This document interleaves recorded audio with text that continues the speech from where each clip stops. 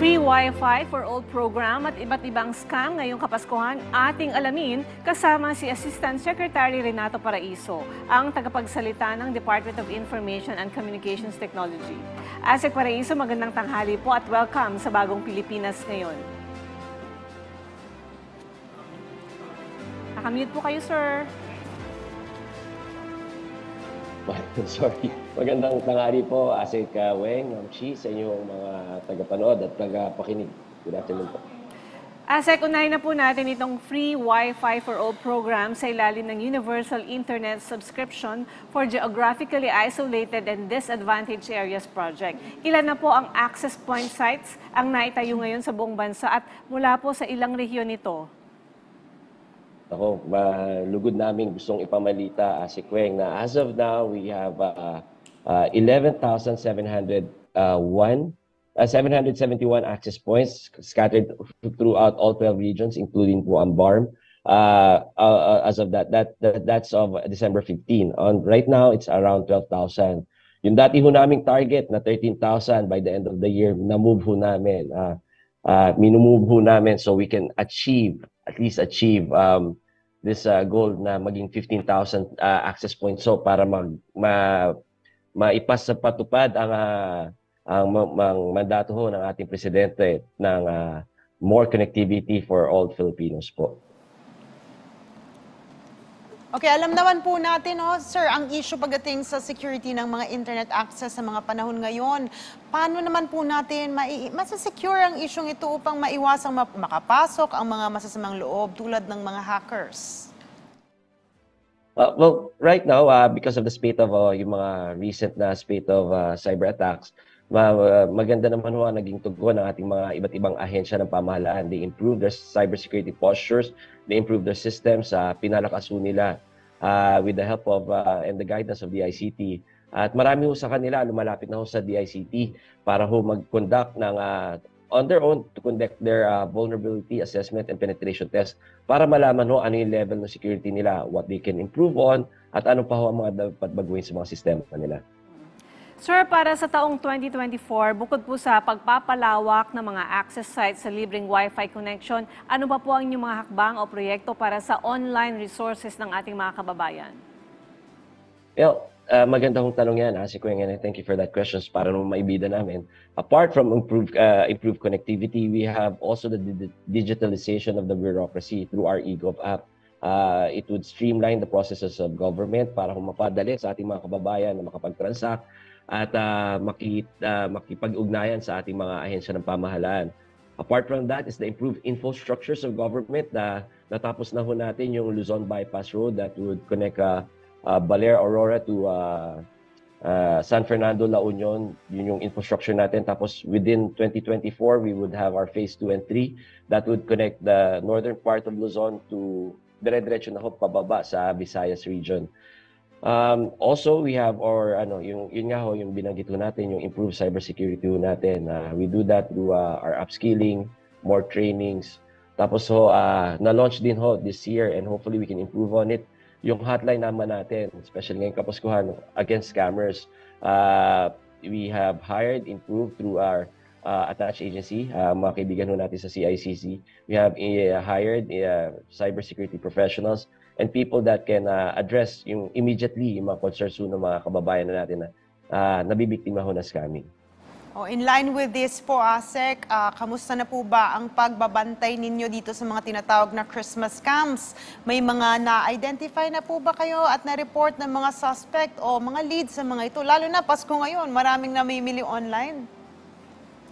Patuloy ho ang pakipag-ugnayan natin sa iba't ibang ahensya ng pamahalaan. Our law enforcement agency, especially with the PNP and the NBI through the DOJ, marami ho na tayong mga leads, marami na rin ho tayong natutukoy, but it's still an ongoing investigation. Kaya nga ho, we hold our cards really close to our chest para naman ho mapuksa natin na tuluyan, hindi lang ma-block yung sites, hindi lang ma-block yung number, but also to prosecute these people that are behind these scams po. Sir, base sa isang pahayag, isa ang Pilipinas sa may pinakamataas ang scam rate pagdating sa Asia. Ano po ang inyong mga hakbang tungkol dito? At sa ngayon, gaano po kalaki ang scam rate natin sa bansa, lalo na dun sa online shopping dahil syempre, Pasko, ang dami nang namili para sa kanilang pangregalo. Kung ang tatanungin niyo sa akin, yung numero, marami ho talaga ang gusto manamantala dito sa online scams na to, tsaka yung mga pagpananamantala sa ating mga kababayan.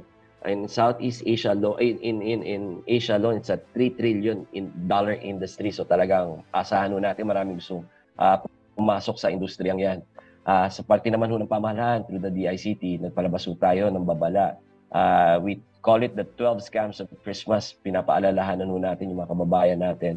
It's really a concept of really educating our people kasi I can attribute that to a couple of things. One is yung marami pa rin sa mga kababayan natin are yung hindi pa sila gaano angkop or hindi pa sila gaano educated when it comes to yung digitalization and the Internet of Things. So, ang DICT ho, tuloy-tuloy ang programa ng pagpapaalala, pagtitrain sa mga kababayan natin, pagpapalabas ho ng mga babala at saka mga hakbang para maiwasan ho ang scams. Another thing is, again, it's a large industry, talagang inaano natin na talagang maraming mananamantala ho talaga na papasok dyan sa industriya para manloko ho ng ating mga kababayan. So sir, yun nga po, bukod po doon sa sinasabi nyo na educating our kababayans, bukod po dyan, kailangan din po silang i-remind kasi hindi naman po ito bago, di ba? Over the years, magmula nung nag-pandemic, lalo talagang tumaas yung paggamit ng mga tao sa internet, yung lahat na online shopping na gawa na. So, marami pa rin pong naloloko. Ano po yung pinakamagandang hakbang sa tingin nyo na pwedeng gawin hindi lang ninyo, ng inyong ahensya, pati ng ating mga kababayan para talagang masugpo itong scam? Ay, gusto ko ipaalala at maraming salamat to sa pagbibigay ng plataforma at saka pagkakataon nun sa amin. Gusto ko ipaalala sa ating mga kababayan na try to adopt yung cybersecurity hygiene natin, a good cybersecurity hygiene natin. Paano natin magagawa yan? Constantly change your passwords. Ang best practices is every 3 to 6 months. Adopt strong passwords. So, ibig sabihin, medyo complicated. At huwag nyo sana gagamitin yung mga personal information nyo kasi yan ho ang ginagamit ng mga hackers pag nag-hack sila, kinukuha yung information natin to try to guess your password. So, try to mix it up every 3 to 6 months. Adopt strong passwords. Adopt multi-factor authentication. Ibig sabihin bukod sa password, meron ho yung either facial recognition, yung biometrics ho natin, fingerprints natin, or yung mga one-time passwords ho natin. Try to avoid personal information as a part of your passwords kasi yun yung information na yun are being used to guess your password. That would eventually lead to your financial access to your financial records. So, and pinaka-importante siguro, pag may nagsasend ho sa inyo ng link, block and delete those links na huwag nyo na pansinin niya mga yan because these links usually go to websites that would either be used for phishing or more dangerously, it would be used para naman makapangkuha na ng pera sa inyo. Well, magandang mga tips nga po yan, Asek Paraiso, para walang ma-scam tayong mga kababayan, lalo na ngayong Pasko. Okay, meron po tayong tanong mula kay Ian Cruz ng GMA News. May intervention po ba ang DICT para ang mga individual, grupo, pati na ang mga online site na nang bibiktima sa ating mga kababayan ay mapanagot? Meron gaya ng binanggit ko natin kanina, nag-launch na ang DICT through the CICC. It's a joint task force with the NBI and the PNP. Ang tawag ko natin dito ay yung hotline 1326 natin where our kababayans, whether it be groups or individuals, can dial that hotline number. Tapos meron sasagot. A professional individual will be answering the phone lines sa kabilang linya. Tapos they would address your concerns. And part of that addressing those concerns is nire-record yung data and try to, kasi ang mga websites na to are paid websites to mga to. So we communicate with the paid websites to have this websites blocked. Pero mas importante siguro, tandaan natin na mas importante sa amin na mapanagot yung mga taong to. So talagang apart from blocking the websites, tinutukoy namin sino itong mga individual na to para mapanagot. Asek, mensahe nyo na lang po para sa mga kababayan natin ngayong Kapaskuhan, lalo na yung mga nakabili na at na-scam.